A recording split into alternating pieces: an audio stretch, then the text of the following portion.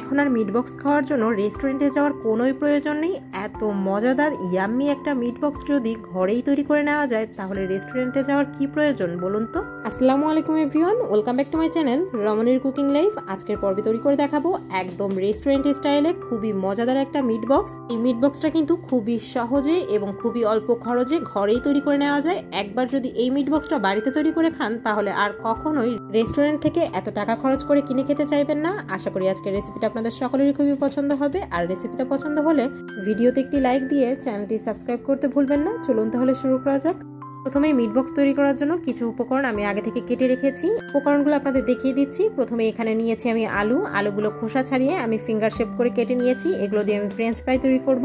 আর দেখতেই পাচ্ছেন আলুগুলো পানিতে ভেজানো আছে। আলুগুলো কিন্তু কেটে নেওয়ার পরই আমি ফ্রিজের ঠান্ডা পানিতে ভিজিয়ে রেখেছি প্রায় 15 মিনিটের জন্য। এতে করে এগুলো ফ্রাই করার পর একদমই ক্রিস্পি হবে। আর সাথে এখানে নিয়েছি আমি বোনলেস চিকেন। আর এখানে আমি প্রায় 2 কাপের মতো চিকেন নিয়েছি। দেখতেই পাচ্ছেন চিকেনগুলো আমি এরকম করে কেটে নিয়েছি। আপনারা আপনাদের পছন্দ মতো শেপে কেটে নিতে পারবেন। আর সাথে নিয়েছি 5টা চিকেন বলগুলো আমি এরকম মাছ বরাবর কেটে নিয়েছি। আর এটা হচ্ছে চিকেন সসেজ। এখানে আমি 4টা সসেজ এভাবে করে কেটে নিয়েছি। দেখতেই পাচ্ছেন চিকেন সসেজ এবং চিকেন বলগুলো কিন্তু আমি ঘরেই তৈরি করে নিয়েছি। এর রেসিপিগুলো কিন্তু অলরেডি আমার চ্যানেলে দেওয়া আছে, চাইলে চেক করে নিতে পারবেন। এখন রান্নায় চলে যাব। এর জন্য প্রথমেই ফ্রেঞ্চ ফ্রাই তৈরি করার জন্য যে আলুগুলো আমি ঠান্ডা পানিতে ভিজিয়ে রেখেছিলাম এগুলো ভালোভাবে ধুয়ে পানিটা ফেলে দিব আর এগুলো সিদ্ধ করে নেব। এর জন্য চলে একটি পাত্রে আমি পর্যাপ্ত পরিমাণ পানি বসিয়ে দিয়েছি। আর এখন এখানে অ্যাড করে দিচ্ছি 1 টেবিল চামচের মতো লবণ। যখন পানিটা পুরোপুরি ফুটতে শুরু করবে এই পর্যায়ে এখানে ধুয়ে রাখা আলুগুলো অ্যাড করে দিচ্ছি। হাই হিটে মাত্র 3 মিনিটের জন্য সিদ্ধ করে নেব। এটা কিন্তু পুরোপুরি ওয়েল কুক করা যাবে না, যেহেতু এগুলো আমি ফ্রেঞ্চ ফ্রাই করব। আলুগুলো জাস্ট 50% কুক করে নিলেই হবে। 3 মিনিট জাল করে নেওয়ার পর আলুগুলো তুলে আমি কিচেন টিস্যুর উপর বিছিয়ে দিচ্ছি এভাবে করে। তারপর আরেকটা কিচেন টিস্যু দিয়ে আমি এভাবে করে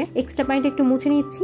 এরপর আলুগুলো আমি এভাবেই রেখে দেবো প্রায় 10 থেকে 15 মিনিটের জন্য, যাতে করে আলুগুলো পুরোপুরি ঠান্ডা হয়ে যায়। আর এরই মাঝে আমি চিকেনটা তৈরি করে নেব। এর জন্য চিকেনের ভিতরে অ্যাড করে দিচ্ছি স্বাদ অনুযায়ী লবণ, 1/2 চা চামচ গোলমরিচের গুঁড়া, 1/2 চা চামচ জিরা গুঁড়া এবং 1 চা চামচ পরিমাণ মরিচের গুঁড়া। মরিচের পরিমাণটা আপনাদের পছন্দ অনুযায়ী কমিয়ে বাড়িয়ে ব্যবহার করতে পারবেন।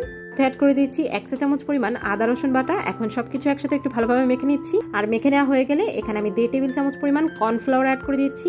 সবকিছু আরেকবার ভালোভাবে একটু মেখে নিয়ে এই চিকেনগুলো আমি ভেজে নেব। এগুলো রেস্টে রাখার কোনো প্রয়োজন নেই। এর জন্য চলে একটি পাত্রে আমি তেল নিয়েছি একটু বেশি করে, কারণ হচ্ছে এই একই তেল দিয়েই আমি ফ্রেঞ্চ ফ্রাইগুলো তৈরি করব। এর জন্য একবারেই আমি একটু বেশি পরিমাণ তেল নিয়েছি। আপনারা চাইলে চিকেনগুলো শ্যালো ফ্রাই করে নিতে পারবেন। আর চুলার জালটা আমি মিডিয়াম হাইতে রেখে এই চিকেনগুলো উল্টে পাল্টে ভেজে নিয়েছি। এরকম হালকা ব্রাউন কালার করে ভেজে নেওয়া হয়ে গেলে চিকেনগুলো তুলে নিচ্ছি। আর এই একই গরম তেলের মধ্যে আমি যে চিকেন বল এবং চিকেন সসেসগুলো কেটে রেখেছিলাম সেগুলো ভেজে নিচ্ছি। চিকেন বল এবং চিকেন সসেসগুলো কিন্তু আমি চুলার জাল মিডিয়াম আঁচে রেখে অনবরত নাড়াচাড়া করে জাস্ট হালকা একটু লালচে কালার করে ভেজে আমি তুলে নিচ্ছি।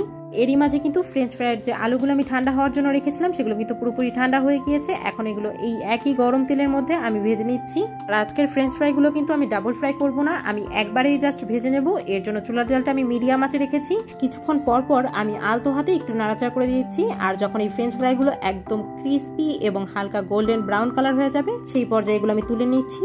এই তো মিট বক্স তৈরি করার জন্য কিন্তু সব উপকরণগুলোই আমাদের ফ্রাই করে নেওয়া হয়ে গিয়েছে। এখন শুধুমাত্র একটা স্পেশাল সস তৈরি করে নেব। আর এর জন্য প্রথমে একটি পাত্রে নিয়ে নিচ্ছি 1/3 কাপ পরিমাণ মেয়োনিজ, 5 টেবিল চামচ টমেটো সস, 1/2 চা চামচ পরিমাণ গোলমরিচের গুঁড়া, অ্যাড করে দিচ্ছি 1 চা চামচ পরিমাণ লেবুর রস। এরপর একটা চামচ দিয়ে সব উপকরণগুলো একটু ভালোভাবে মিক্স করে নিচ্ছি।